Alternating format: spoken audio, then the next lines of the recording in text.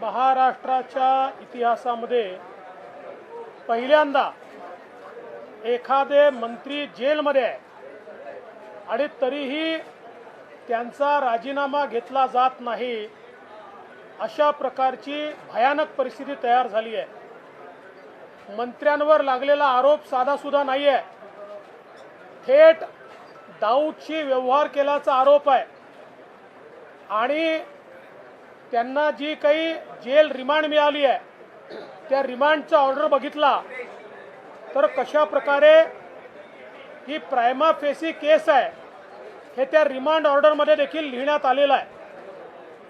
सरळ सरळ मुंबई बॉम्बस्फोटाच्या आरोपींकडनं जे जन्मठेपेत आहेत अशांकडनं कवडी मोल भावानं जमीन विकत घ्यायची, तिसऱ्याची जमीन मालकाला एक नवा पैसा द्यायचा नाही आणि त्याचा कब्जा मिळवून दिल्याबद्दल दाऊदची बहीण हसीना पारकर हिला 55 लाख रुपये द्यायचे।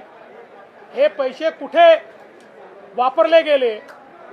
त्याच्यानंतर 3 बॉम्बस्फोट मुंबईमध्ये झाले आहेत, त्यामुळे दाऊद आणि त्याच्या परिवाराला मिळालेला एकूण एक पैसा मुंबईच्या बॉम्बस्फोटाकरता, मुंबई अस्थिर करण्याकरता, भारत देश अस्थिर करण्याकरता या ठिकाणी वापरला गेला आहे। आणि म्हणून हे सगळं प्रकरण उघडकीस आल्यानंतर आणि आता मंत्री जेलमध्ये गेल्यानंतर जर हे सरकार त्याच्या पाठीशी उभं राहत असेल तर हे दाऊद समर्पित सरकार आहे असंच आम्हाला म्हणावं लागेल, दाऊद शरण सरकार आहे असंच आम्हाला म्हणावं लागेल। आणि म्हणून आम्ही या ठिकाणी मागणी लावून धरली आहे की नवाब मलिक यांचा राजीनामा झाला पाहिजे। संजय राठोड जेलमध्ये गेले नव्हते तरी तुम्ही त्यांचा राजीनामा घेतला, नैतिकतेच्या आधारावर घेतला। इथे तर नवाब मलिक थेट जेलमध्ये आहेत आणि गंभीर आरोप आहे। एवढे गंभीर आरोप असताना नेमकं नवाब मलिकांना वाचवण्याचं कारण काय?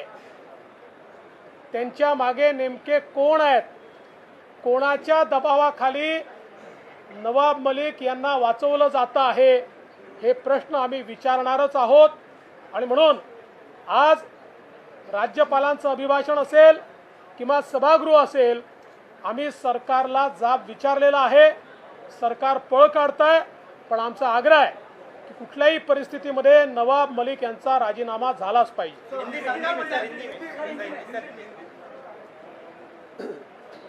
महाराष्ट्र में पहली बार कोई मंत्री जेल के अंदर है फिर भी उनका इस्तीफा नहीं लिया गया, ये अप्रत्याशित है। वो जेल में गए हैं कोई छोटे मोटे आरोप में नहीं, तो सीधे दाऊद के परिवार के साथ साठगांठ का आरोप है, दाऊद के परिवार से व्यवहार का आरोप है। मुंबई बम विस्फोट के आरोपी जिन्हें लाइफ इम्प्रिजनमेंट हुई है, ऐसे आरोपी से जमीन खरीदी और जो जमीन किसी तीसरे की है उनको एक पैसा नहीं मिला है, और ये सारे व्यवहार में उन पर दबाव लाने के लिए 55 लाख रुपए ये हसीना पारकर को दिए। इस प्रकार की सारी चीजें रिमांड एप्लीकेशन में हमने देखी है और ये मामूली बात नहीं है। उनको रिमांड देते हुए जज ने ये प्राइमा फेसी केस है इस प्रकार से अपने रिमांड के जजमेंट में भी लिखा हुआ है और रिमांड अलाउ किया है। ऐसे समय नवाब मलिक इनका इस्तीफा सरकार क्यों नहीं लेना चाहती?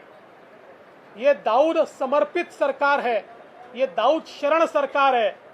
ये सरकार दाऊद के साथ जो रिश्तेदारी रखते हैं उनको बचाने के लिए एक आ रही है, इसीलिए हमने इसका विरोध शुरू किया है और हमारी मांग है कि तुरंत नवाब मलिक इनका इस्तीफा लिया जाना चाहिए।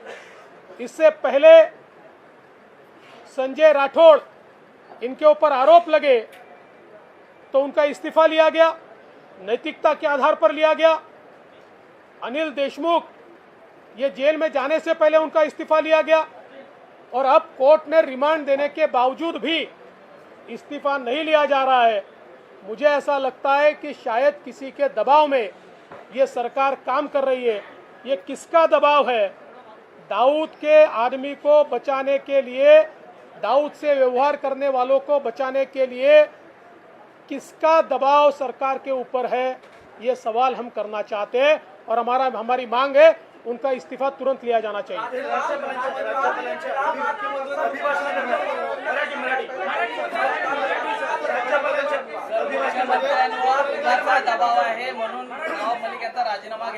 आमचा हाच प्रश्न मुख्यमंत्र्यांना आहे की जी शिवसेना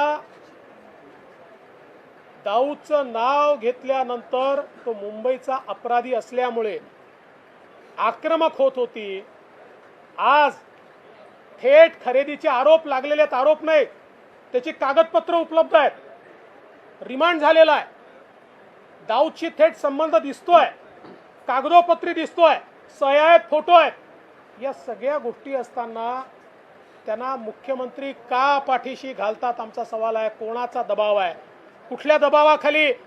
आणि हे मुंबईचे अपराधी आहेत, बाकी सोडून द्या, या देशाचे अपराधी आहेत की ज्यांनी या देशात बॉम्बस्फोट घडवले आहेत, त्यामुळे त्यांचा राजीनामा घेतलाच पाहिजे।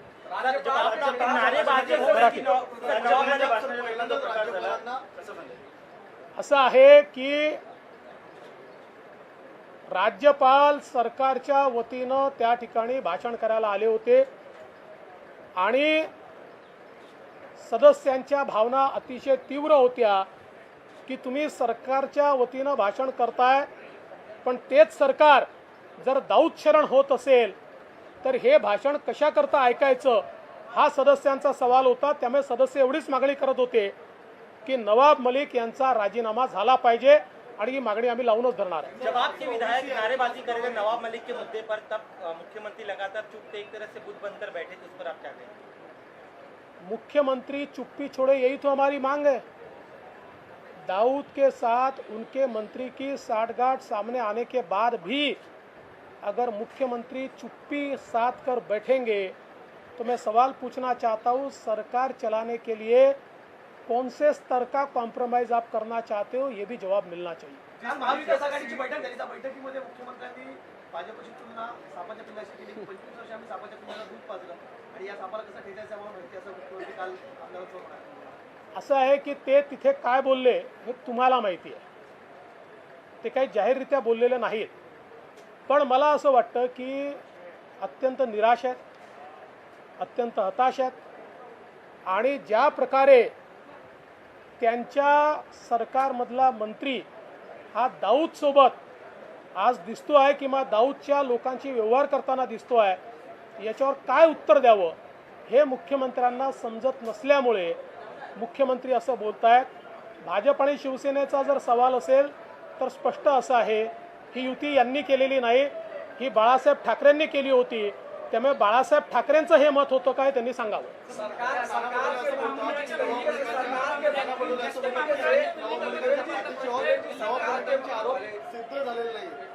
नाना पटोले असंही म्हणू शकतात की आम्ही दाऊदच्या पाठीशी आहोत, त्यांना बोलल्यापासून कोण थांबवू शकतं, पण नवाब मलिकांचा जो काही संबंध दाऊदच्या लोकांशी आलाय, आम्ही त्याला पाठिंबा देऊ शकत नाही। सरकार के मंत्री जिस तरीके से राज्यपाल के खिलाफ सीढ़ियों पर बैठकर प्रदर्शन कर रहे हैं और राज्यपाल को कह रहे हैं संविधान का अपमान किया है।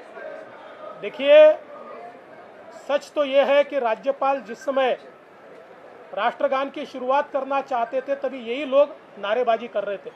3 बार राज्यपाल जी ने उनको रिक्वेस्ट की कि मैं राष्ट्रगान करना चाहता हूँ, तभी ये लोग नारेबाजी उस समय कर रहे थे। तो मुझे ऐसा लगता है कि एक प्रकार से राज्यपाल का अपमान करना ये इस आघाड़ी सरकार ने तय करके रखा।